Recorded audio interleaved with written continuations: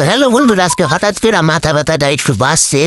মাইগ্রেনের মাথা ব্যথা, তো এই মাইগ্রেনের মাথা ব্যথাটা কমার জন্য এখন আবার রং চা। তো দেখেন কিভাবে বানাই রং চা। সময় কম, শুরু করো।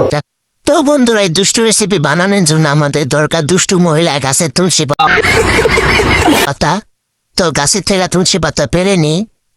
আমার এটা লাল তুলসী পাতা। তো তুলসী পাতাগুলো ভালো করে ধুয়ে এখন গরম পানির মধ্যে দিয়ে দেখতে পারবেন যে কিছুক্ষণ পরে গরম পানির কালার একদম চেঞ্জ হয়ে গেছে, একদম সবুজ কালার হয়ে গেছে। তো তারপর যাবতীয় যত পদের গরম মশলা আছে তা লাগবে আমাদের। গরম মশলাগুলো এইভাবে একটা পলিথিনে নিয়ে পাথর দিয়ে গুড়া গুড়া কুড়া নিলেই হইব। তো দেখতেই পাচ্ছেন বন্ধুরা যে তুলসী পাতা দেওয়ার কারণে পানির কালারটা একদম চেঞ্জ হয়ে গেছে, একদম সবুজ হয়ে গেছে এখন।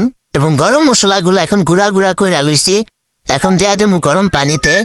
তো এইগুলো দেওয়ার পরও দেখবেন পানির কালারটা একদম চেঞ্জ হয়ে গেছে, একদম খয়েরি কালার হয়ে গেছে। তারপর দিয়ে দেব আদা, আমাদের দাদাকে।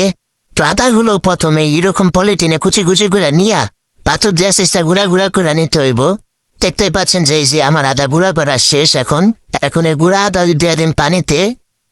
তারপর আরো কয়েক মিনিট, 20-25 মিনিট ফুটাইলে হয়ে যাবে আমাদের রং চা। তো বন্ধুরা দেখতেই পাচ্ছেন যে দুষ্টু পানি বানাতে যে আমার শরীরের মধ্যে যে দুষ্টু পানি বাইরে গেছে,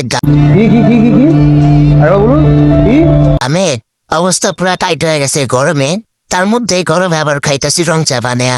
তো বুঝতেই পারছেন যে বন্ধুরা, এই গরমের মধ্যে আমার কি পরিমাণ মাথা ব্যথাটা বাঁচতে, যে গরমে চাটা খাইতে হইতেছে গরমের মধ্যে। এই দুষ্টু পানিটা খাইলে একদম মাথা ব্যথা একদম সাইরা যায়, মাথা ব্যথা কি নামটা থাকেই না।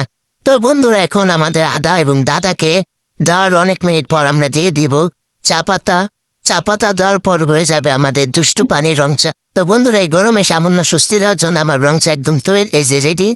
আপনারা চাইলে খাইতে পারেন। এই চাটা খাইলে মাইগ্রেনের মাথা ব্যথা একদম কমে যাইব।